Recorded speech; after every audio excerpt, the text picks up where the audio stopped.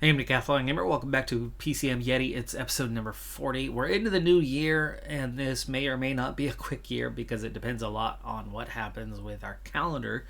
Our calendar is completely bare bones. To start, we make Continental Pro, and we get invited to like 3 Continental Pro races total. Worse than the previous seasons, which were low counts. We'll get sub, but we certainly won't get them all. And likewise, the World Tour races. I think we got into 2 classics, 2 one-day races, 2 opportunities to snowball, beginning with our tier 4s, our pop 4s, and yeah, it's not going to be easy to get wins when you only have a couple of chances. Tends to take a few to get those wins. So we're off to a shaky start for the year, but once I progress the calendar, we'll find out pretty quickly how effective. A lot of World Tour races, not a lot, a handful of World Tour races make instant decisions, and then a lot of the pro races will make instant decisions. And so we'll know pretty quickly whether we have a calendar even capable of cracking the top 3 in Continental Pro. Now, I've explained this, I think, twice, so I'll be brief this third time around. The objective for the season, getting those top 4 wins, is going to be hard if we only have a couple of chances. The real objective of the season is to crack the top 3 in the rankings of all of next year's Continental Pro teams. So that's something that really plays out over the course of the entire season. It's not just an August 1st thing. It's going to be a middle of October thing before you even know. But the key point being score as many points as possible. And the reason is the top 2, and to a lesser extent the third nation at the top of those rankings, will get automatic bids to any race that they want. It's not a guarantee, but it goes from like where we're at right now, 5% of races that we're getting into, to suddenly 95% of races we would get into. We've got to rank high to make that happen, but it's hard to do. You can have success. We can dominate Continental and win every freaking race, but they're worth hardly any points. You've got to have success at higher level races to earn the points to be competitive with those other nations. So first thing for us is the annual review of the progression of the database. Of course, that's all relevant to what we're doing in the snowballing. In all, there were 8 nations that increased either their popularity or their training, or a combination of both. There was a total of 4 popularity added in the snowball, within the snowball, and that was 2 nations, 2 points each, Canada and Liechtenstein. And both of those coming from victories for me, or was Canada, I think Canada was Derek G before we signed him. Then there were 6 larger nations besides those 2 within the pool, 6 larger nations that also gained points. A total of 4 popularity points gained this past year, and 5 training points, and the 5 training points are in the nations as follows: Ecuador, New Zealand, Mexico, the USA, and France. All of those are bigger nations, and all of the popularity points that were gained were at Grand Tours, either the Pop 6 for the 2 smaller Grand Tours or a Pop 7 for the Tour de France. The more and more that happens, the more it pushes the remaining pool, which is about a third of the nations, but it's all the bigger nations that have all the better riders in it. That third of the pool has scaled up more and more each season towards that last grouping, towards winning stages at the Tour de France, which is going to be harder and harder to do if the pool empties itself before we can ever start pulling up. So we're in kind of a weird state right now that we could have complications down the road if we don't get some good riders coming out of the nations. But Canada is now a 5-4. It was a 3-4. We got it in the pool. It adds to popularity, and yeah, at a 5-4, Canada is looking a pretty good source for talent going forward. Now, my expectation is somewhere below 5% for World Tour races that we would get into, but I have requested an invite to every single one of them. Likewise, I have requested an invite to every .pro race on the calendar, and we should get a better percentage than what we've gotten in the last couple of years, but we're still a low reputation team this year, at least, and we may have a fairly limited calendar. I'm pretty nervous that we are not going to be in a strong enough position to make a run at the top 3. We're definitely going to be in a better position than last year, at least, though. So we'll give it a go on the early part of the season. But there's going to be a lot of races that we wouldn't normally race this year as we try to pack it in and judge whether it's even going to be a possibility, whether we can secure the kind of points. The best thing to do is going to be stacking lots of top 10, lots of riders finishing high, and then, securing some wins along the way as well. But piling a lot of riders into a high placement will earn us a lot of points. Definitely a higher quantity of races that we have been accepted into, but it's still not anything to write home about. It's going to be hard to crack the top 3, but it might not be impossible. It's certainly going to be a possibility, but a difficult prospect. So these are all like pro races, I would think. We'll find out in a second. But that's it. That is our list. It's the same list we've had for the last couple of years, but about maybe double, not quite double what it's been the last couple of years. And here's the no's, and that's a very long list, a much longer list. I mean, we got maybe a quarter of the races this year. Pushing forward just a couple days on the calendar, but 4.5 hours IRL of work has gone into preparing for the season to come in a much more micromanagey, detailed way than any prior season. And unless we're still fighting for this next year, and we certainly could be, because this calendar is pretty barren from what we would hope to get. And there's still a possibility of additional races coming in with all the World Tour bids that we've applied for, but in reality, I can't imagine us getting more than 1 or 2 of them. But what I've managed to accomplish with the time applied was carefully managing our sponsor objectives, because it is another sponsor year. So we do want to make sure we are continually growing our reputation with the sponsors. We want to be successful with those objectives so that we can get paid more in future seasons. That's the path we must take. Beyond that, it's maximum success. The World Tour races, key objectives. I don't think we're going to compete for the win, but it's our only chance to compete for a win, to grow into those top 4s. So that's going to be one key objective. But then beyond that, it's all those pro races that we did get the invites to, that 1/4 of the pro season that we now have at our disposal. And so I have carefully, very, very carefully managed our objectives throughout the year, getting every single rider to have 3, 4, 5 objectives throughout the season, spread out, covering all the races. And even though there's some minor pro races that we wouldn't care about, they're not sponsor objectives, we've already got the wins we need. There's 2 weak guys even in the lowest of races that have an objective.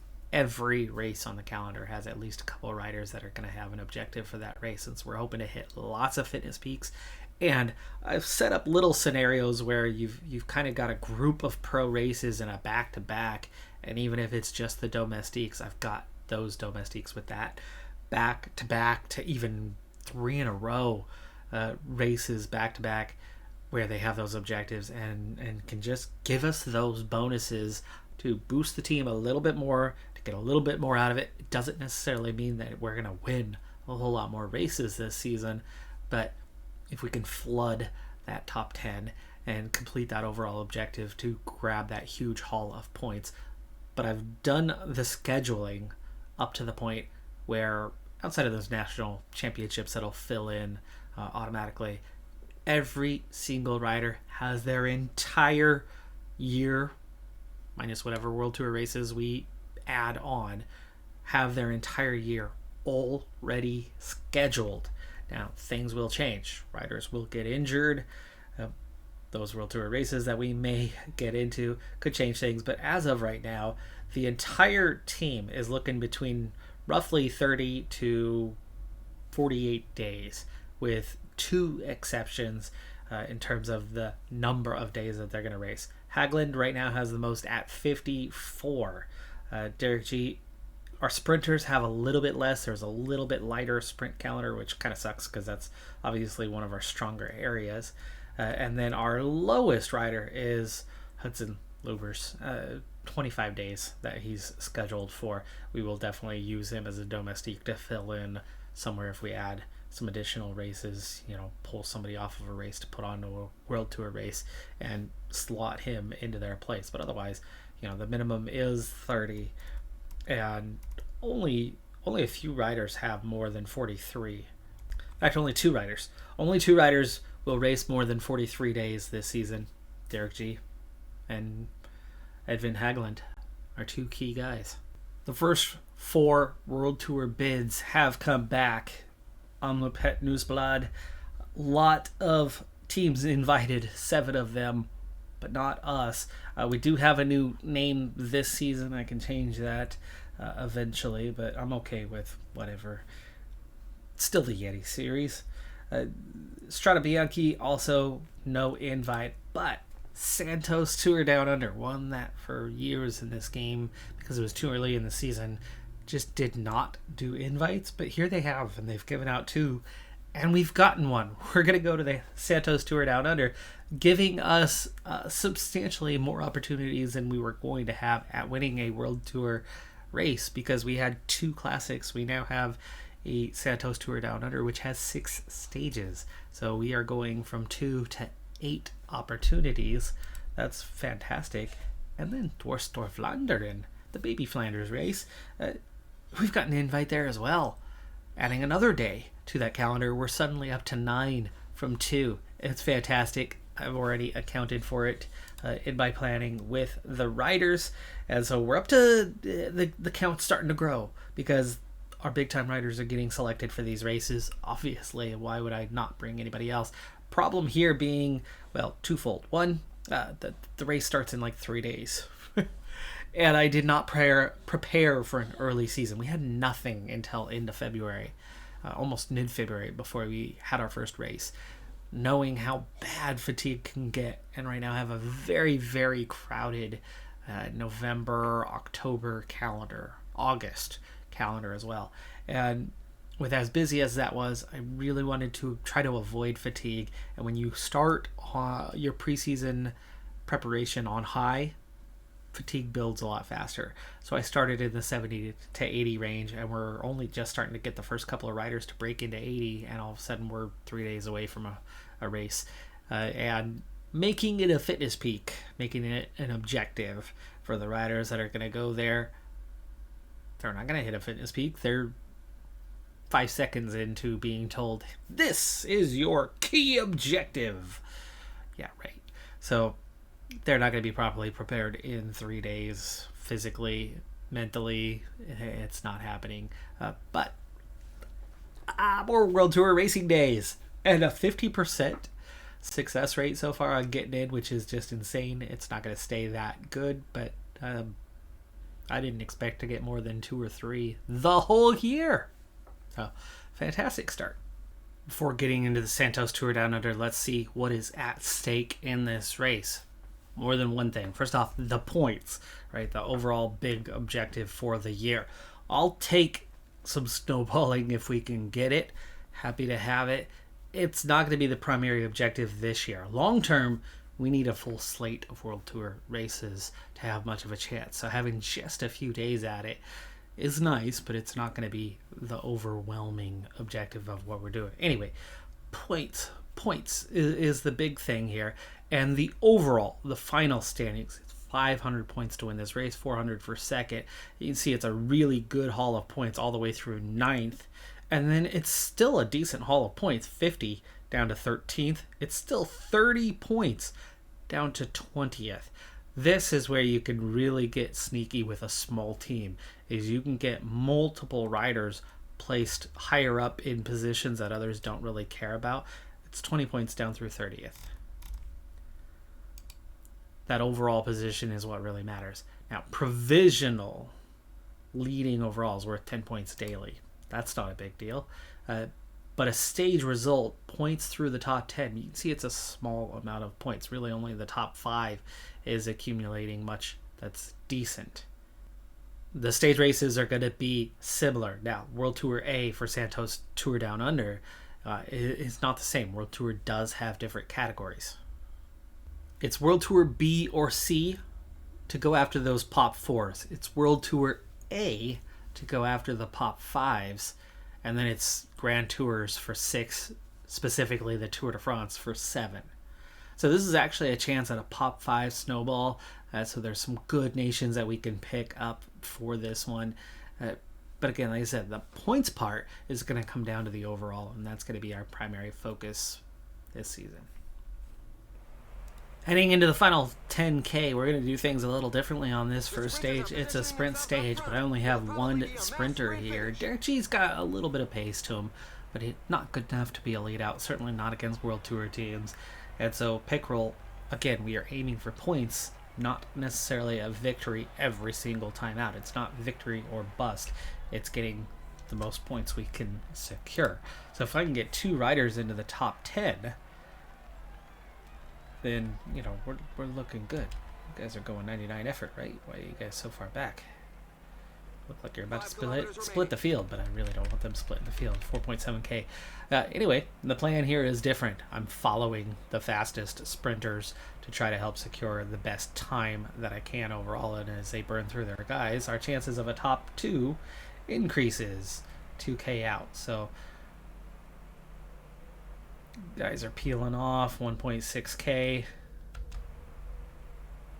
Others are starting to go. Okay, into that final kilometer. Okay, so Pickrell. Gosh, that's already 900 meters. Follow a little bit longer. Let's go a little bit longer. A little bit longer. Okay, Derek G. Oh, everybody sprint. Everybody sprint.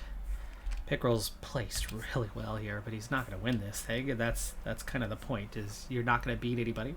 We actually do beat a sprinter. In fact, Pickrell gets on the podium. So nice. Nice little haul of points. First time out. Jasper Philipsen, too quick, too good. I'm surprised how well that worked. We beat Groves, we beat Cosnefoy, we beat Teutenberg. G gets 6th. So 2 riders in the top 10. We pick up some points day 1 of the season. Final 12K of stage number 2. This is classified as one of our punchy stages for this race. And the most important punchy part is coming up here in just a moment. I'm not in the train. I'm not pushing the tempo, trying to set up a sprint win at this point. I'm trying to conserve the entire team to be well placed for this finish. But here comes the first big acceleration. Steinhauser, Turner coming through, and there is of course going to be a response, but being very well placed is making that response that much easier for me as a team. And as you hit the top there, now with 8K, now I can set things up and maybe make a push. Everybody is here, and Pickrell's already in the perfect position to be led out.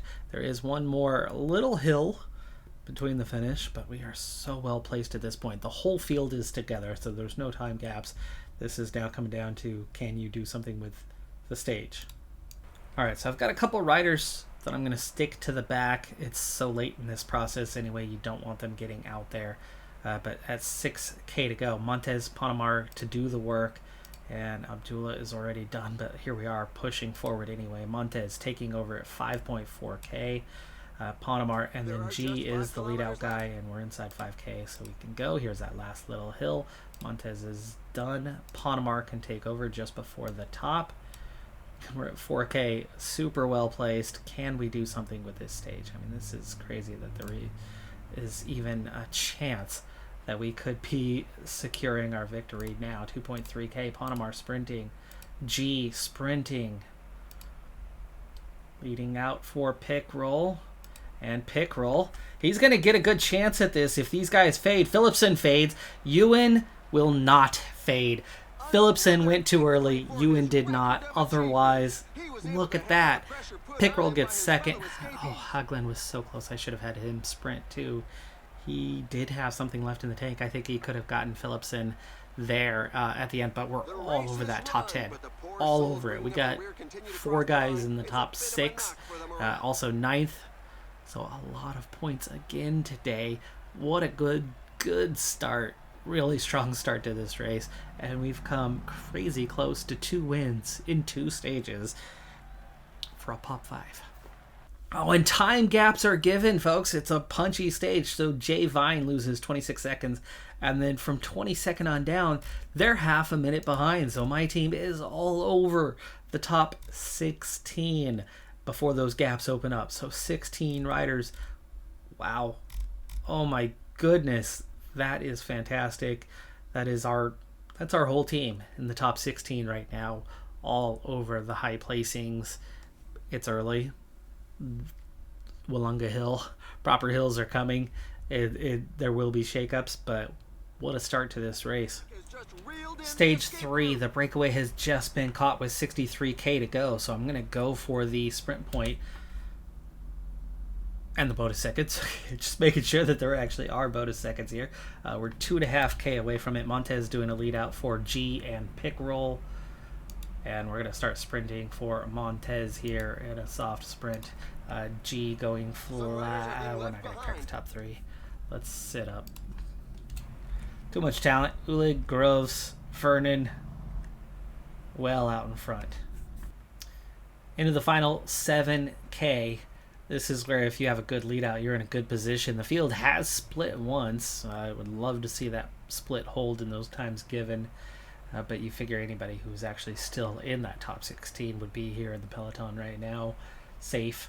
But 5K, it's going to gel up. Same strategy as stage 1. Follow the best sprinters. But right now, what I'm seeing is a flaw in their design. They got way too many riders ahead of them.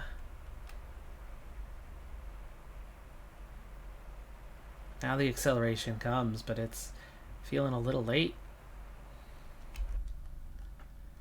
Feeling a little late, isn't it? Last little hill here and 3K. You know what? G, give me a 99. Can you catch Pickroll?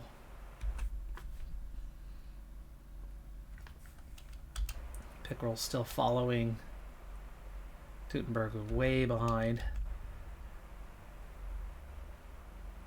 Okay, to the final K. Pickroll turns out is just fine where he's at. G lost a lot of ground, but Pickroll following Teutenberg coming through. Very late, 900 meters to go.